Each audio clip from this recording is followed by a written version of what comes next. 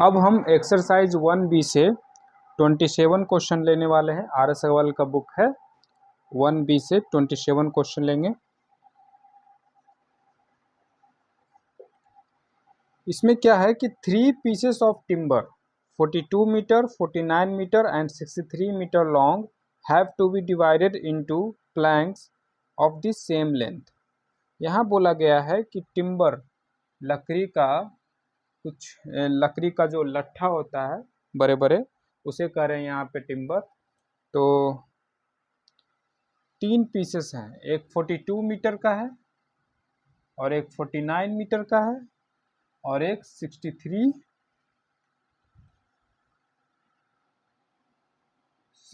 Metre का है। 3 अलग अलग लेंथ के टिम्बर हैं हमारे पास और इसे डिवाइड करना है प्लैंक्स में, छोटे छोटे टुकड़े में, लकड़ी के टुकड़े में, प्लैंक्स में मुझे डिवाइड करना है। और ऐसा डिवाइड करना है कि सभी टुकड़े का सेम लेंथ होना चाहिए, सभी पीसेस का सेम लेंथ होना चाहिए।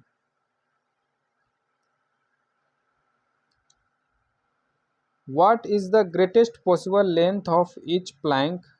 How many plank are formed? 2 question पूछा है कि जो आप छोटे छोटे लेंथ बनाओगे वो सबसे बड़ा पॉसिबल लेंथ क्या हो सकता है। मतलब जैसे कि 42 मीटर है, 49 मीटर और 63 मीटर है। तो अगर हम इसे ऐसा, इन तीनों टिम्बर को मुझे पीसेस करना है कि सभी टिम्बर का सबसे पहले तो सेम लेंथ हो। और क्वेश्चन पूछा है कि ग्रेटेस्ट पॉसिबल लेंथ क्या हो सकता है ना। जैसे कि इसे हमें, अगर मुझे पीसेस करना हो, सबका सेम हो तो सबको सेम ऐसा पीसेस करना है कि सबका लेंथ सेम हो। तो इसका मतलब अगर हम इसे 2 भाग में करते हैं तो 21 मीटर का 2 भाग हो जाएगा, है ना। इसका हम, इसमें जो 2 टुकड़े हुए हैं उस दोनों टुकड़े का लेंथ क्या है, 21 मीटर। क्या इसे हम जब हम क्या कोई भी तरीका से जब हम इसे डिवाइड करेंगे तो क्या कभी 21 मीटर आ पाएगा? नहीं हो पाएगा ये। इसे अगर हमें छोटे छोटे टुकड़े में करना हो तो इसमें भी, जैसे यहाँ 21 मीटर था तो इसमें भी 21 होना चाहिए। ये हो जाएगा, ये 3 टुकड़ा होगा। 63 मीटर का 3 21 21 21 3 पीसेस होंगे और तीनों पीसेस का लेंथ 21 है। इसमें भी 21 है, बट इसका नहीं हो पाएगा, है ना। तो 21 मीटर में हम किसी को नहीं क्लासिफाई करेंगे। 21 मीटर में किसी को नहीं काटेंगे, 21 मीटर का टुकड़ा नहीं बनाएंगे। इसे हम ऐसे लिखते हैं 21 इंटू 2, 21 इंटू 3। पर ये 21 से डिवाइडेड है ही नहीं। अगर होता, इसमें 21 का 2 प्लैंक्स बनेंगे, इसमें 3 प्लैंक्स बनेंगे और इसमें कुछ नहीं है, 21 से डिवाइडेड ही नहीं है, तो नहीं हो पाएगा। तो कोई और देखते हैं। तो आप ध्यान से देखोगे तो हम यहाँ कर क्या रहे हैं, हम एक कॉमन डिवीजर खोज रहे हैं। कोई ऐसा नंबर जो इन तीनों को काट दे। इसे 21 तीनों को नहीं काट रहा था तो 21 मीटर में हम नहीं पीसेस करेंगे। तो यहाँ से एक आइडिया मिलता है कि हमें एलसीएम निकालना है कि एचसीएफ निकालना है। तो यहाँ पे हमें फैक्टर चाहिए जो तीनों को काट दे, और तीनों काटे मतलब कॉमन फैक्टर चाहिए, और सबसे बड़ा चाहिए, है ना। अगर जितना बड़ा नंबर होगा, जैसे कि काटने वाला जो नंबर है वो सबसे बड़ा होगा, तो उतना ही कम पीसेस बनेंगे। क्वेश्चन भी पूछा है कि ग्रेटेस्ट पॉसिबल लेंथ, वो जो पीसेस का जो प्लैंक्स का जो लेंथ है वो जितना पॉसिबल हो उतना ग्रेटेस्ट लाइए, है ना। सबसे बड़ा, छोटा भी हो सकता है, तो सबसे बड़ा क्या होगा। जैसे यहाँ पे ये नंबर देखकर मुझे लग रहा है कि तीनों 7 से डिविजिबल है। तो अगर हम अगर स्टार्टिंग से चलें तो 2 से नहीं है, 3 से तीनों नहीं है, 4 से नहीं है, 5 से नहीं है, 7 से शुरू होता है। तो 7-7 मीटर का इसका बनाएंगे तो 6 प्लैंक्स बनेंगे, और इसमें 7-7 मीटर का बनाएंगे तो 7 प्लैंक बनेंगे, इसमें 7-7 का बनाएंगे तो 9 प्लैंक्स बनाएंगे। ध्यान रखें, हम चाहते तो 6-6 मीटर का भी 7 प्लैंक्स बनाते, 7-7 मीटर का 7 प्लैंक्स, 9-9 मीटर का 7 प्लैंक्स। बट देखो इस केस में हर एक बार प्लैंक्स का लेंथ चेंज हो गया, तो हमें प्लैंक्स का लेंथ सेम रखना है, इसलिए हम सेम नंबर को फॉलो कर रहे हैं प्लैंक्स के लेंथ के लिए। 7 मीटर, 7 मीटर, 7 मीटर, तीनों को इस तरीके से काटे कि सभी में 7-7 मीटर का प्लैंक्स निकला। ये स्टार्टिंग है, और इससे भी आगे भी बहुत सारे नंबर होंगे मे बी जो तीनों को काटते होंगे। 8 तो नहीं है, 9, 10, 11, तो ये हमें फाइंड करना पड़ेगा।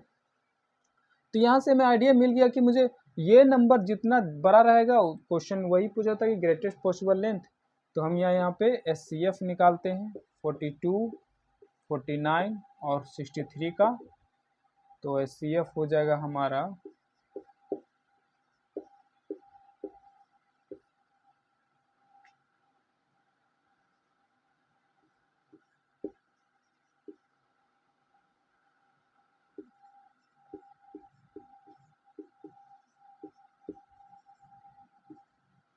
7, और इससे 7 करेंगे तो कट जाएगा तो 7 ही आएगा।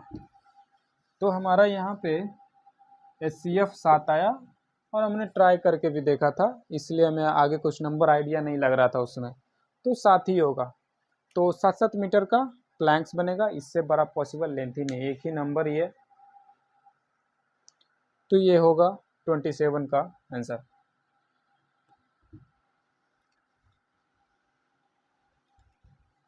इस देखिए एक चीज़ यहाँ पे नोट करने वाली बात बता रहे हैं कि क्वेश्चन में ग्रेटेस्ट लिखा रहता है, फाइंड द ग्रेटेस्ट या फाइंड द मिनिमम, तो कुछ बच्चे क्या होते हैं कि मिनिमम को देखकर सोचते हैं कि LCM निकाल लेते हैं, ग्रेटेस्ट लिखा हुआ है तो सोचते हैं कि SCF निकाल लेते हैं, बट ग्रेटेस्ट मिनिमम के थ्रू अगर क्वेश्चन को डील करोगे तो वो गलत हो सकते हैं।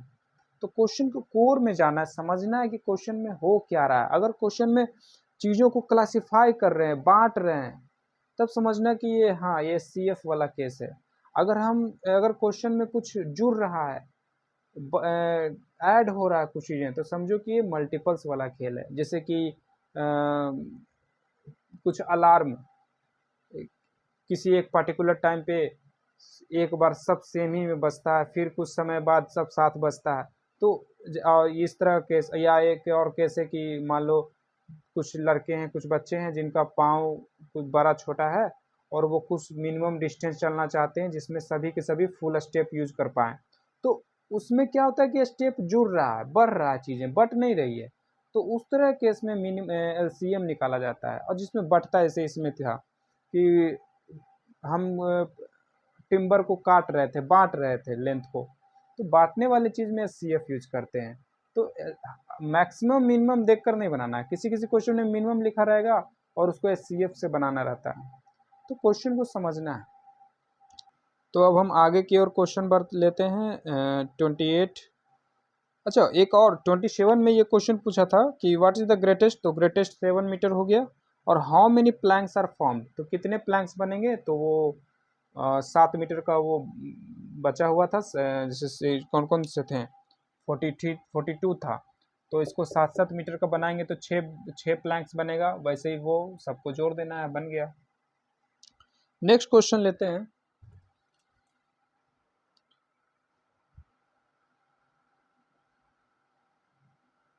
ट्वेंटी 28 नंबर,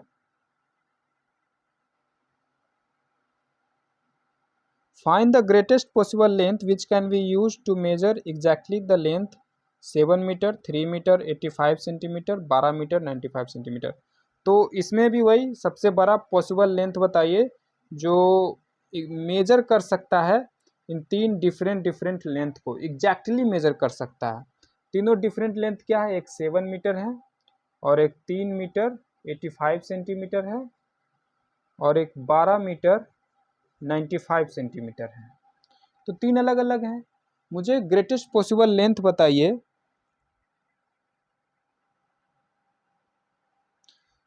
जो इन तीनों लेंथ को एग्जैक्टली डिवाइड कर दे। मुझे ग्रेटेस्ट पॉसिबल लेंथ बताइए जो तीनों लेंथ को एग्जैक्टली डिवाइड कर दे।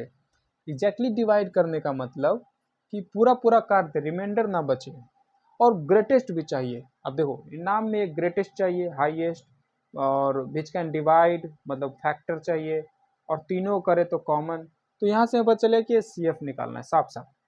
पर इससे इस तरह क्वेश्चन को ये जो इस तरीके से लिखा हुआ है, थोड़ा सा यहाँ पे हमें यूनिट चेंज करना पड़ेगा। इस 7 मीटर को 700 सेंटीमीटर लिखना पड़ेगा, 3 मीटर 85 सेंटीमीटर को 385।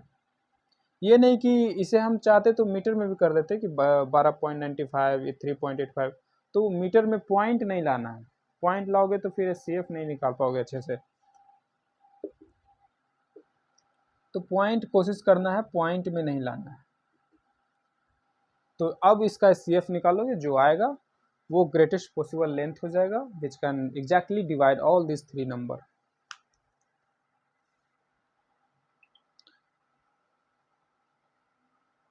नेक्स्ट 29 नंबर लेते हैं।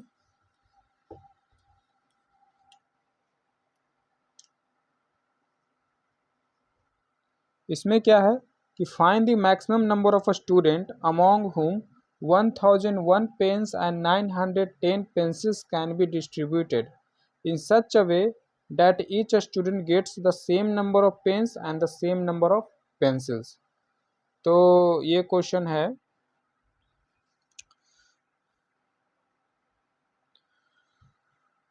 तो सबसे मैक्सिमम नंबर ऑफ स्टूडेंट बताना है जिसके बीच जिसमें हमें 1001 पेन्स हैं और 910 पेंसिल्स को डिस्ट्रीब्यूट करना है।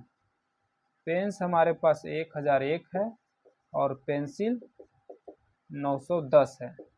तो 1001 पेन्स और 910 पेंसिल को डिस्ट्रीब्यूट करना है कुछ बच्चों में, और उस बच्चों की संख्या बताइए कितना स्टूडेंट हो, ताकि इतने पेन्स और पेंसिल को जब बांटे तो सभी बच्चे बराबर बराबर पेन्स और बराबर बराबर पेंसिल ले पाएँ। 1 मिनट फिर से देख लेते हैं।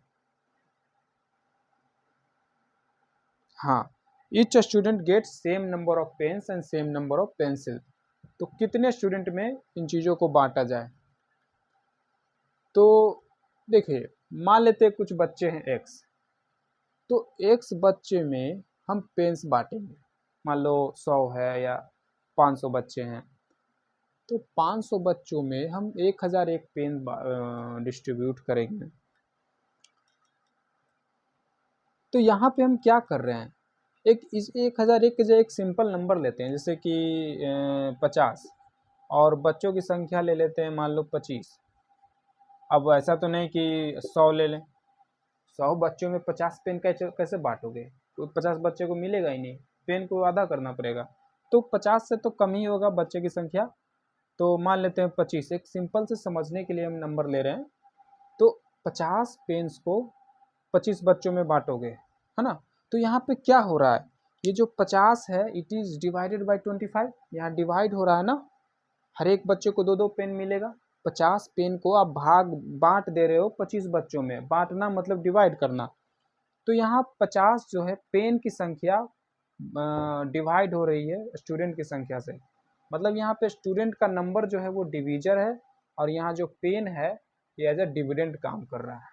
तो मुझसे पूछा था क्या, नंबर ऑफ स्टूडेंट, और मैक्सिमम भी लगाया था क्या, मैक्सिमम नंबर ऑफ स्टूडेंट।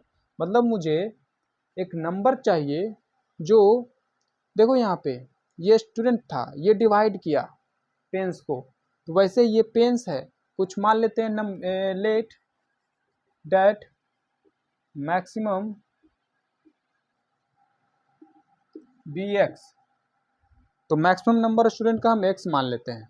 तो ये x will divide 1001 and also 910। अगर x सिर्फ इसको डिवाइड करेगा, इसको एग्जैक्ट डिवाइड नहीं करेगा, तो पेंसिल एग्जैक्ट इक्वल वे में नहीं बटेगा, है ना। तो ये जो x है इन दोनों को डिवाइड करे, और साथ ही साथ बोला है कि मैक्सिमम नंबर ऑफ स्टूडेंट हो। तो ये x के पास क्या क्या, इसका x का प्रॉपर्टी क्या है, ये मैक्सिमम भी हो, इन दोनों को डिवाइड भी करे, तो ये फैक्टर हो गया, है ना। और दोनों कर रहा है तो कॉमन फैक्टर हो गया, ये मैक्सिमम मतलब ग्रेटेस्ट है। तो यहाँ पे जो x है HCF है ऑफ दिस नंबर, तो इस नंबर का जो HCF आएगा वही x हो जाएगा।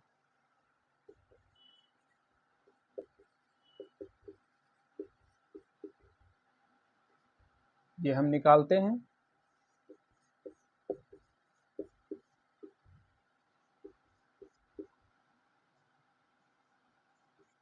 तो 91,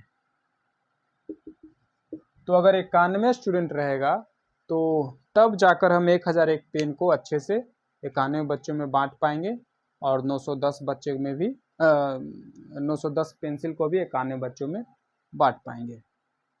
तो एक बार फिर से रिवीजन करते हैं कि सबसे पहले हम देखें कि मुझे मैक्सिमम नंबर ऑफ स्टूडेंट चाहिए, और ये इतना पेन है मेरे पास, इतना पेंसिल है मेरे पास, ऐसा बांटे इन दोनों को कि सबको बराबर बराबर पेन और बराबर पेंसिल मिले।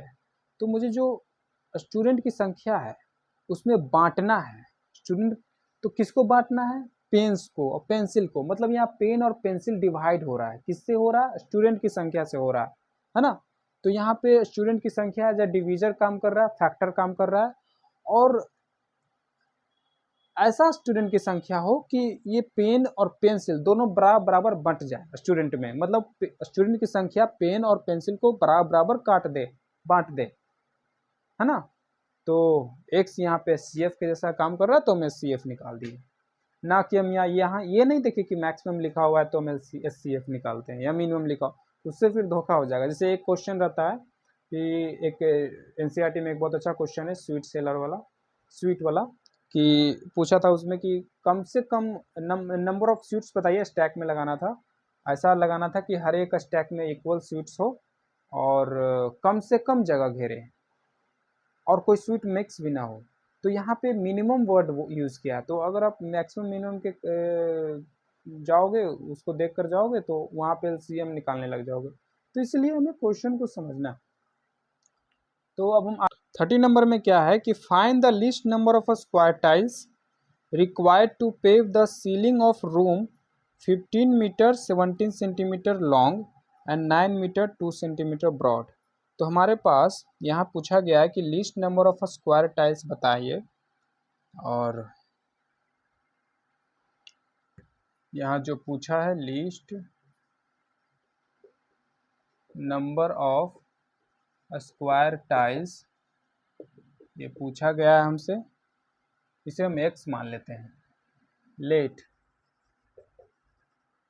The least number of square tiles be x। और तो यहाँ पूछा है कि कम से कम कितना टाइल्स चाहिए to pave the ceiling, ceiling को मुझे वहाँ टाइल्स लगाना है, तो कितने कम से कम टाइल्स चाहिए कि हम सीलिंग में सीलिंग छत पे टाइल्स हम लगा पाएँ। और छत का है जो लेंथ ब्रेथ यहाँ दिया है,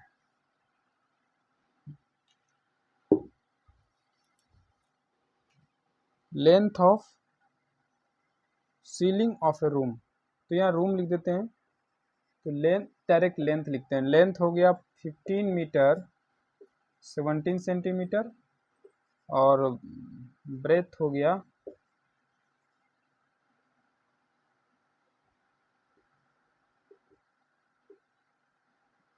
9 मीटर 2 सेंटीमीटर।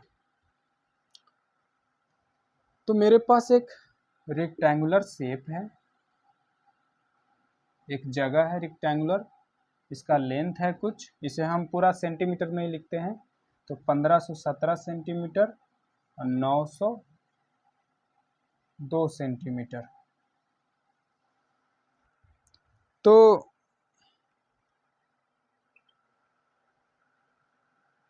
902 है। यहाँ पे हम थोड़ा हीट एंड ट्राई लगा कर यूज़ करते हैं, समझते हैं ये क्वेश्चन कहना क्या चाहता है।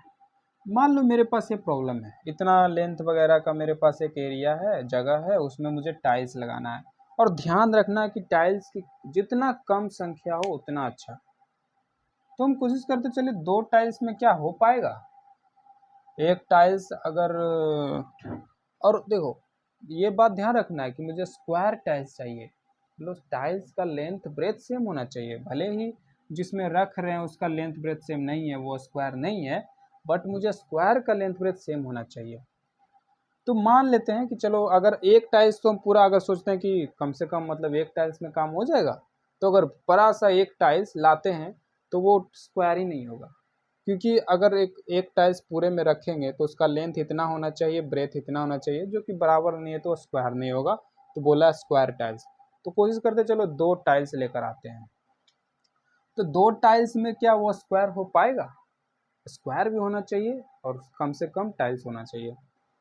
तो अगर हम 2 टाइल्स इस तरीके से रखते हैं, एक टाइल्स इधर एक टाइल्स इधर, तो क्या होगा, मुझे कितना लेंथ वाला टाइल्स चाहिए होगा, तो 1517 का आधा वाला चाहिए लेंथ, और ब्रेथ कितना लेना पड़ेगा मुझे, 902 सेंटीमीटर वाला ब्रेथ लेना पड़ेगा।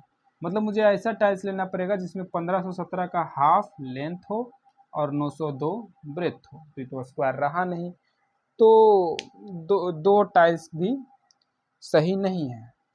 तो अगर 3 ले तो 3 भी नहीं हो पाएगा, क्योंकि अगर 3 कैसे ले पाओगे, 3 ऐसे ले पाओगे इस तरीके से, 1 2 ऐसे, है ना, तो ये खुद ही स्क्वायर नहीं है, मतलब ये और ये टाइल्स अलग अलग हैं, है ना, अलग अलग टाइल्स नहीं होना चाहिए, है ना, तो सेम ही टाइल्स होगा ना। मान लो 5 सेंटीमीटर लेंथ वाला और ब्रेथ वाला 5 सेंटीमीटर वाला स्क्वायर टाइल्स हम लगा दिए, या 6 सेंटीमीटर लगा दिए, अब अलग अलग लेंथ वाला थोड़ी ना लगाएंगे, ऐसा तो कुछ बोला नहीं है, फिर काउंट कैसे करेंगे, टोटल नंबर कैसे बताएंगे, अब 2 अलग प्रकार का टाइल्स आ जाएगा, तो सेम भी रहना चाहिए।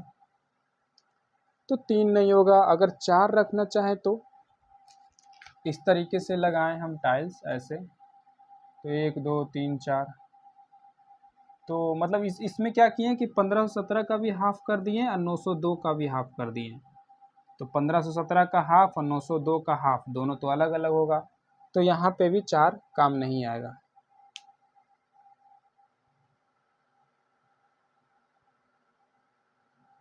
तो जरा ध्यान से देखो तो हम कर क्या रहे हैं कि एक टाइल्स लेने के लिए ऐसा मुझे टाइल्स चाहिए कि जिसका लेंथ इसको भी काट दे और इसको भी काट दे। मान लो एक टाइल्स है जिसका लेंथ है P, तो P इसको भी एग्जैक्ट इक्वल नंबर में काट दे, एग्जैक्टली काट दे पूरा पूरा, और इसको भी पूरा पूरा काट दे, है ना, तब जाकर ये, क्योंकि इधर भी P होना चाहिए इधर भी P होना चाहिए, है ना। अगर यहाँ पे एक स्क्वायर टाइल्स रखते हैं तो ये P लेंथ का रखते हैं, तो यहाँ यहाँ यहाँ यहाँ यहाँ यहाँ इतना बार रखेंगे कि P P P P plus होते होते होते 1517 ना हो जाए, है ना। इधर हम स्क्वायर टाइल्स जब रखेंगे तो P plus P plus P plus P इस तरीके से रखते जाएंगे, तब तक रखेंगे जब 1517 तक पूरा पूरा ना हो जाए। और पूरा पूरा कब होगा, जब ये P ऐसा नंबर होगा जब इसको पूरा पूरा बांट दे। अब जैसे कि कोई ऐसा नंबर हो जाए जो इसको पूरा पूरा ना काट पाए, जैसे कि मान लेते हैं 2 इसे पूरा पूरा नहीं काट पाएगा, तो हम ऐसा स्क्वायर टाइल्स लेते हैं जिसका लेंथ 2 है, तो कुछ आगे तक जाएगा, कुछ कोना कुछ बच जाएगा, जैसे कि कितना बचेगा वो हम बताते हैं।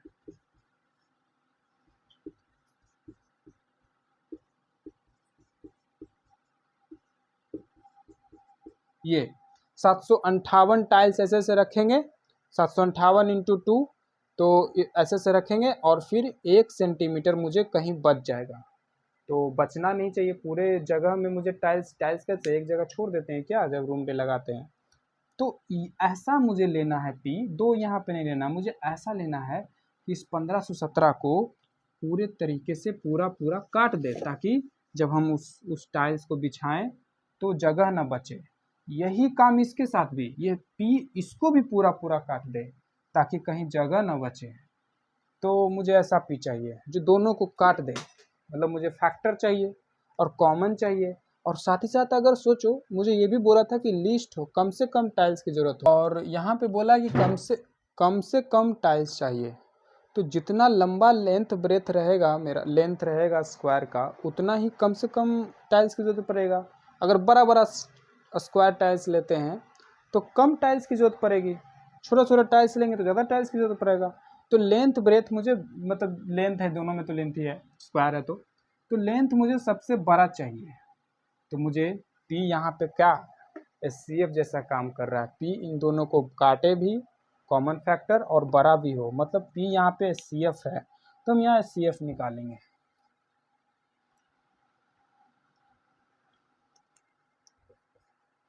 तो एचसीएफ ऑफ 902 और 1517 का एचसीएफ निकालते हैं।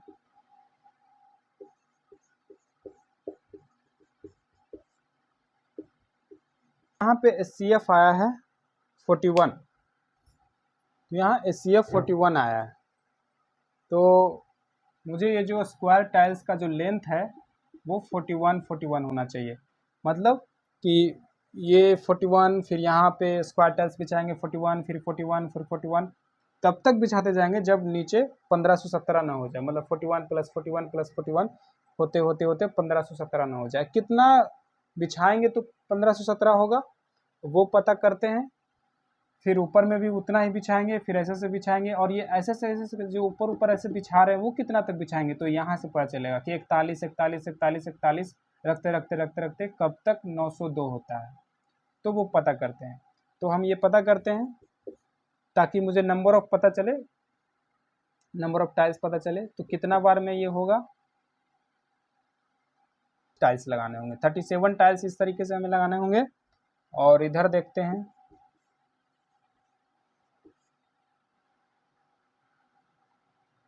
इधर हमें 22, तो 37 37 37 37 37 22 टाइम्स करना पड़ेगा। तो 37 × 22 इतना टाइल्स हो जाएंगे।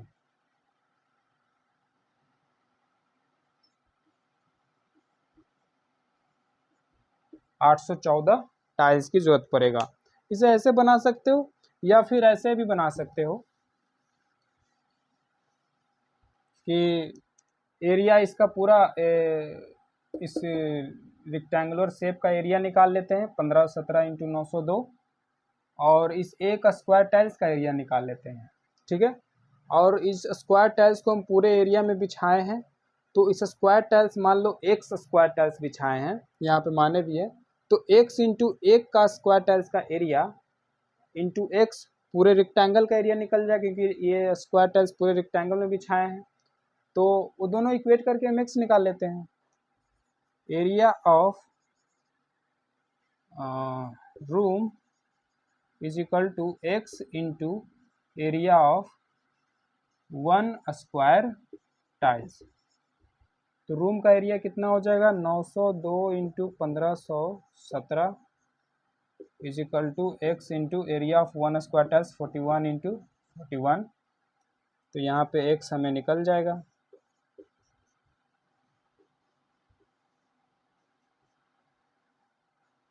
(41 × 41), तो 41 से इसे डिवाइड करते हैं तो कितना हो जाएगा, उस समय 22 आया था ना, 22, और इसे करेंगे तो 37, फिर 37 और 22 को मल्टीप्लाई करेंगे तो वही वापस से वही चीज़ आया।